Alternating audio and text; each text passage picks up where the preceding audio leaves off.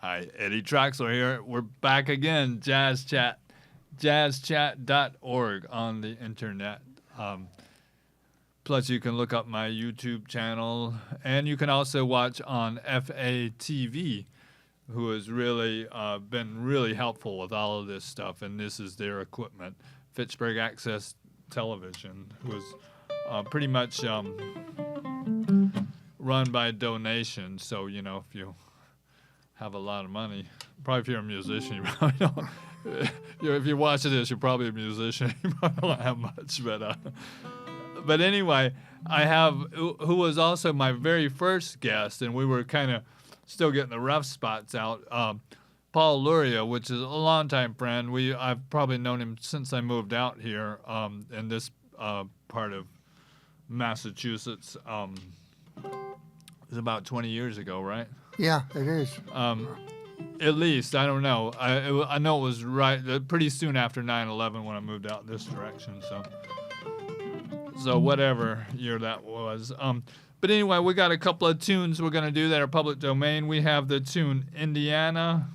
Which one did we say we're going to do? Which one first? Yeah, I thought I don't care. We from. I guess they're both kind of in the middle of the U.S. We have Alabama, Jubilee, and we have Indiana, but one's in the north, one's in the south. That's right. That's equal opportunity. But I guess Alabama's pretty much due south of Indiana, right? Oh, yeah. Alabama's pretty much south of everywhere. It seems like that, and people, assume. I was talking to somebody earlier. People assume that they're just uneducated Southerners, but there's, I think it's Huntsville, right? More PhDs per capita than anywhere because of there's something to do with rockets they do there, They build rockets. There's a prison there, too. No, maybe it's the same place. Huntsville. Oh, yeah. It's in a lot of blues songs. Yeah, it's interesting because in a university, like, they'll make you the Dr. Einstein chair, and at Huntsville, they'll make you the electric chair. Cool. So anyway, I'll give you a short intro. Back home in Indiana is it's a standard that most of us do. If you're a real jazz head, you probably know Donna Lee. Charlie Parker was based off the changes of this tune. If you watch the Indianapolis 500, they used to always have Jim Neighbors singing it, right? Right. Whom I know as Gomer Pyle, but yeah, I do too. Grew up watching that, but yeah, he always sang this song. I guess he was from there or something. But anyway, I guess it has become the state song of Indiana. And it's a great melody. It's probably why it sticks around and that people keep playing it. Without any further ado, we're going to do our best to play this song for you. I'm going to do the last 8 for an intro. Is that about the right speed? Is that too fast? That's good.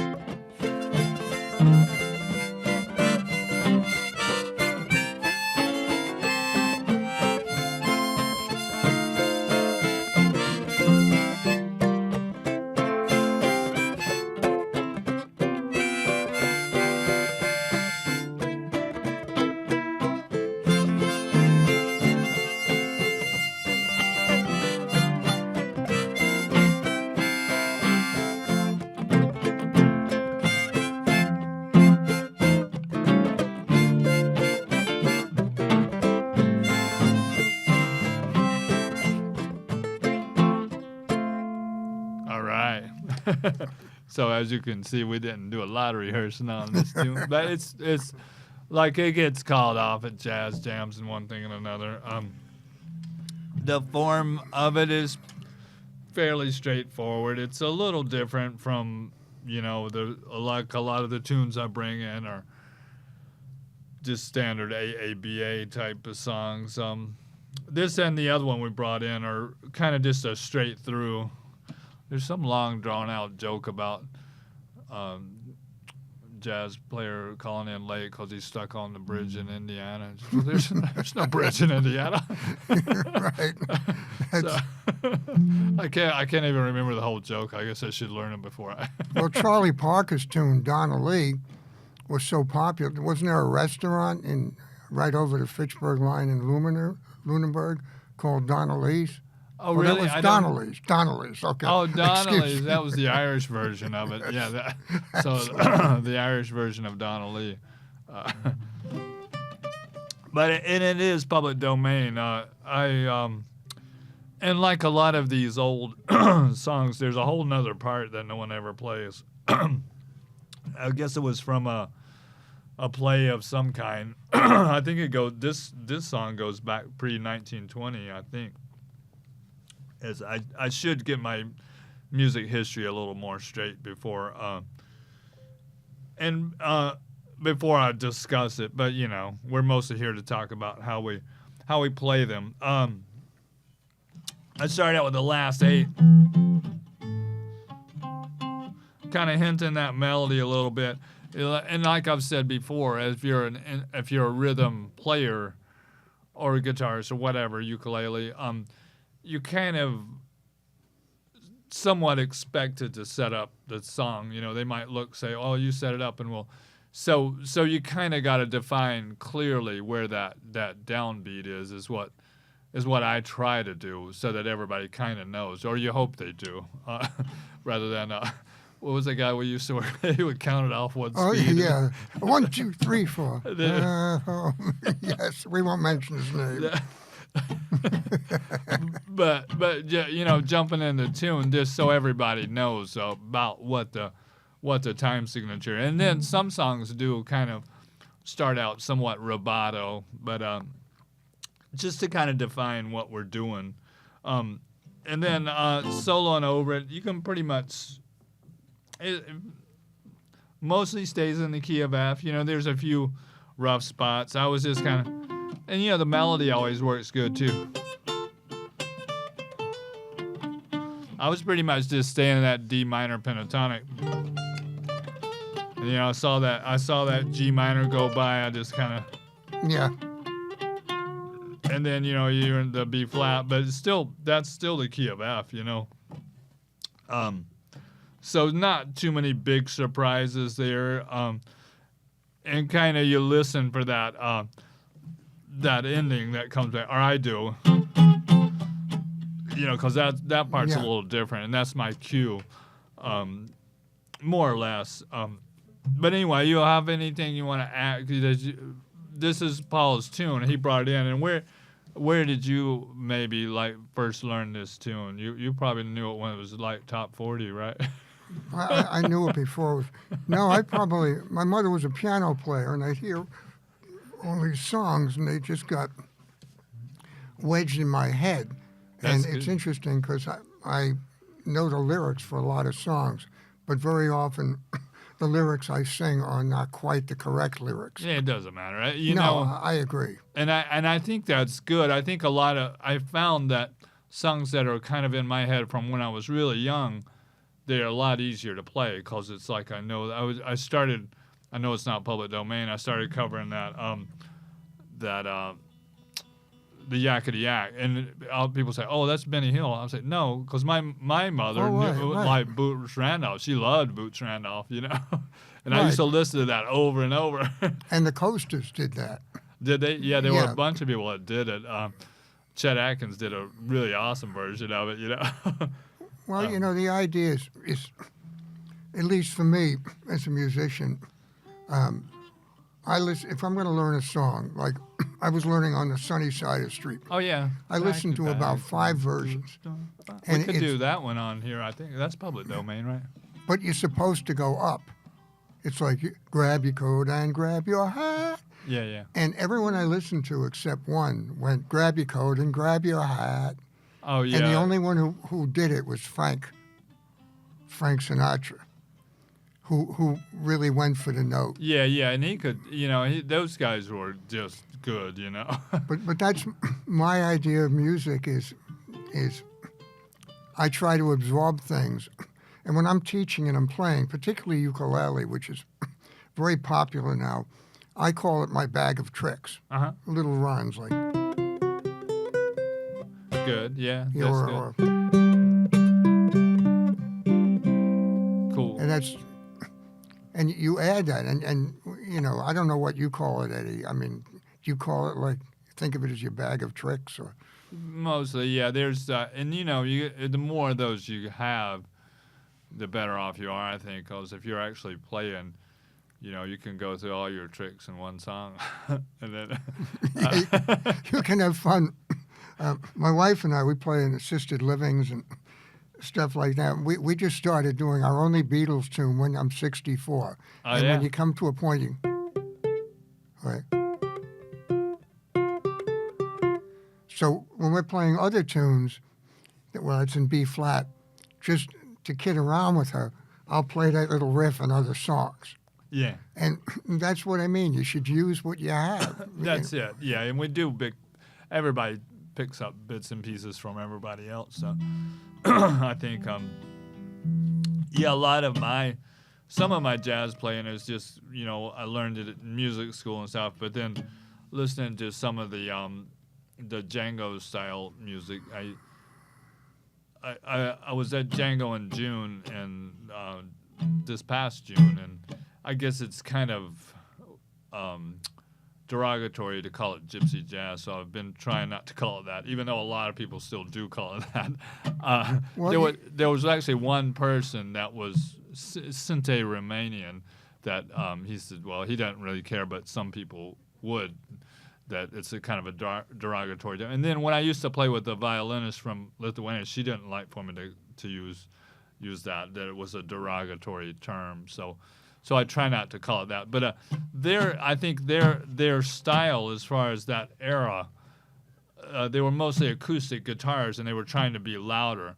So you get that the more power behind that right hand is, and some of them told me it's like you're trying to flick out a match. And, It's interesting. Yeah. The melody and the chords. You know what I mean? To really give some power behind it.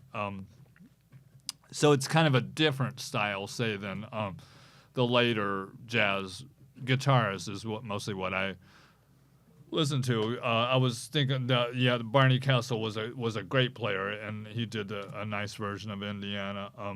But the more modern Joe Pass and those guys, we all had electrics by then, so you didn't have to really dig into them quite as much. But anyway. You have anything to add on that one before we move on to... only I guess we could call it Romany jazz, and that'd be okay.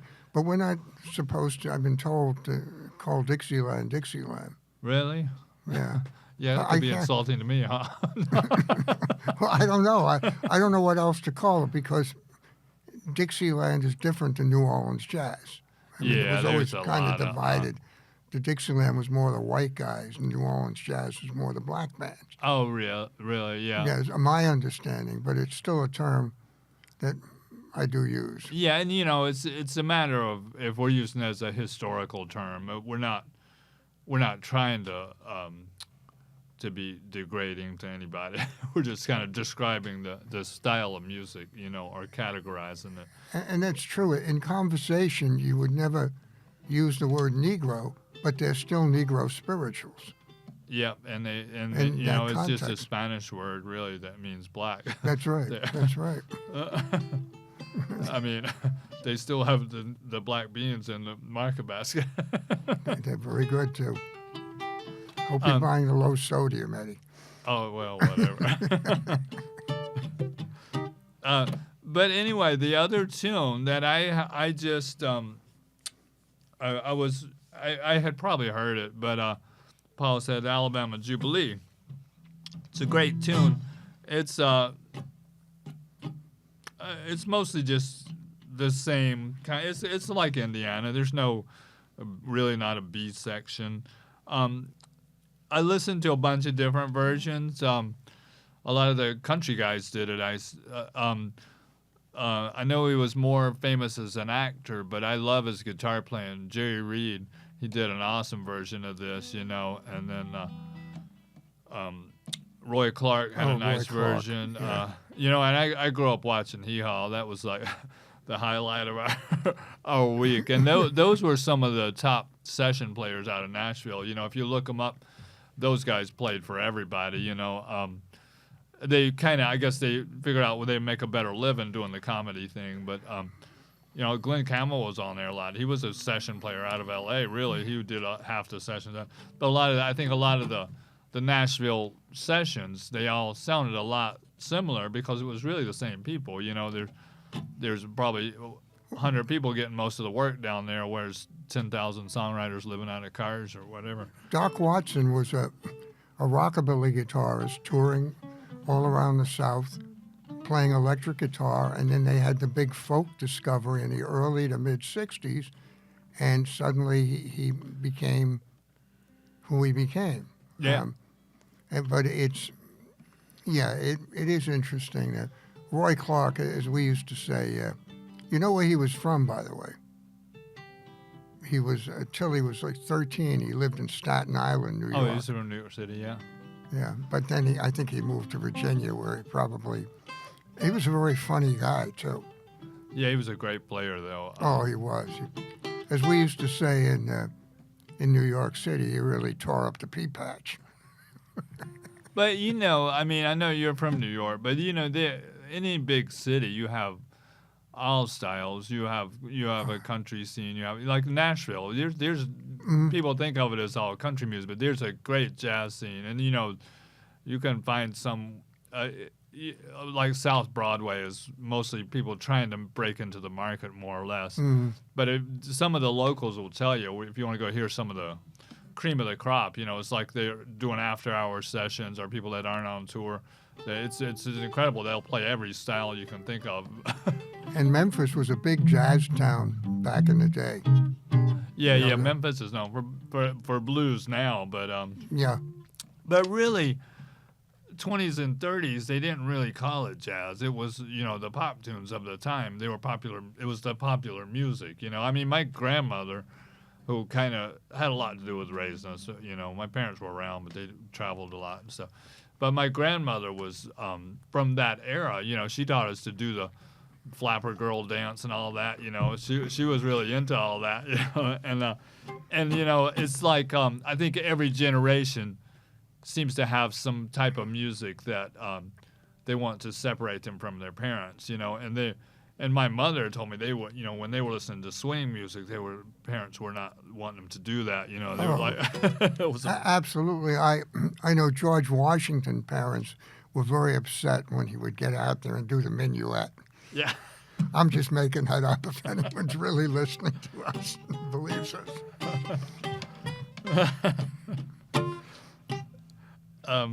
Cool. So I was thinking about another joke, but I better not tell it out the air. Can I just talk about my new band for a minute? Oh, yeah, absolutely. I forgot about that. Paul has a ukulele. What's it called? Well, you tell him. It's a jazz band. We play old-time jazz, some old-time folk. It's not quite a jug band, but it's that kind of material. And it's myself on ukulele, and we have clarinet. I'm not going to name names. Well, maybe I'll name names. My wife plays clarinet and sings, and I sing.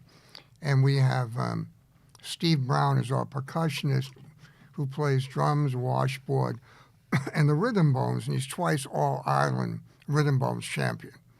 Well, this next song was the original Foley. Well, he wasn't the original, but a popular version who was playing the bones, they called it. Oh yeah, Was it something Foley, right? What was his name? Oh, Red Foley? I don't know. Maybe, yeah. And it was the bones part. Like The fourth member of our group, Dan Poitras, plays what he calls a street bass. And it's a washed-up bass, one string. It's a Celtic harp string. And he uses a bass drum. And this guy hits any note you can. He's really good. You know, he'll play jazz melodies or whatever. I've done. He's some unbelievable. Stuff with him. Yeah, and that's the band. And we'll have a demo soon. We're available for weddings, funerals, bar mitzvahs. We'd like to do bar mitzvahs and bat mitzvahs, and even a bris. Yeah. We'll do a bris. We'll give you a cut rate on a bris. But seriously, we're excited about the band. Cool. And I think what you're saying in this song, you ought to see Deacon Jones rattle those bones. Well, that Foley version, you can hear him. That like the bones. You know what I mean? Oh, so he really used bones. Uh-huh. You don't remember his first name? No, and I didn't bring my phone in. I never bring my phone in here because it rings when I'm. Oh yeah, I should have turned mine off. Did he also invent the Foley catheter? I don't know. Possibly. You remember Red Foley? He had a TV show. Maybe that's who it was. Yeah, was it? Yeah, I'm going to look that up. So this Alabama Jubilee, because we're getting a little low on time. We right now my clock's reading 22.37, and we have to cut. Well, we can go longer, but they cut it off, at 30 minutes. No, I understand that. I'm out of here. So let's do I'm going to do the last part as an intro, and then we'll just jump right in there, right? So I'll see if I can play that melody of the when you're going into the D minor. Is that too fast? No, not at all. I should learn.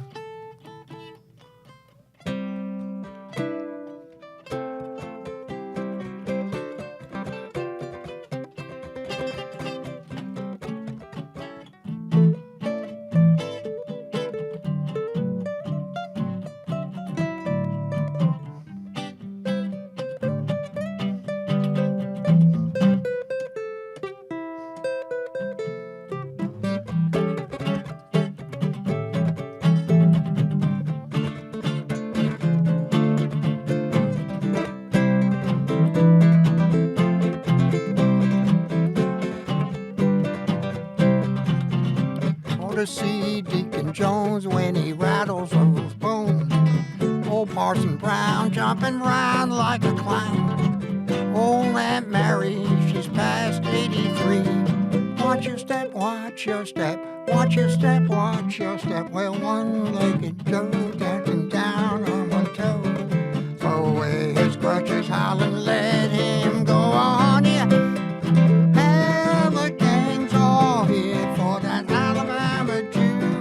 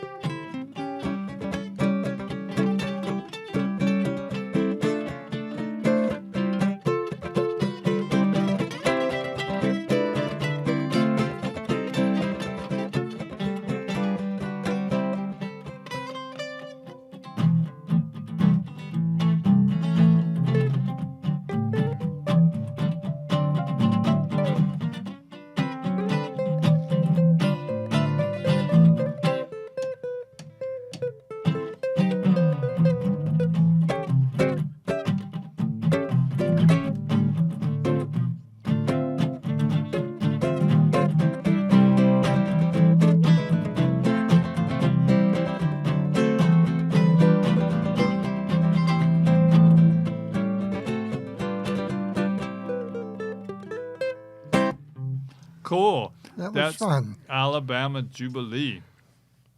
It's a good tune. Now, a little bit, I was just kind of playing a little of the melody rather than taking a solo. There's a lot of the country players, for those guitar players, they do a lot of hybrid picking, which is like you'll play like some fretted notes along with some open. So this song might work pretty good for that. So that would be what a lot of people call a hybrid pick, and it just takes a lot of practice, which and it's kind of strange to read it because you're playing higher notes on higher string, on lower strings. That. Have you seen players, they play with a flat pick, Yeah. but then they pick with their other fingers? Yeah, that's a hybrid pick. That's a hybrid? That amazes yeah. me. I'd never seen that till a few years ago. I'll usually just switch to all fingers because I'm more used to it. Yeah, myself So too. you get that cascading. So what I'm doing is playing 2 fretted notes, then playing the open E.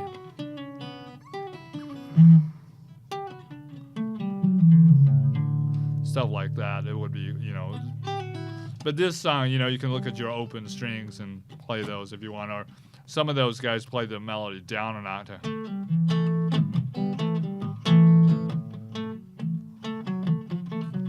It's kind of a blues form to begin with. I mean, not really a 12-bar blues, but, you're going from the 1 chord to the 4 chord.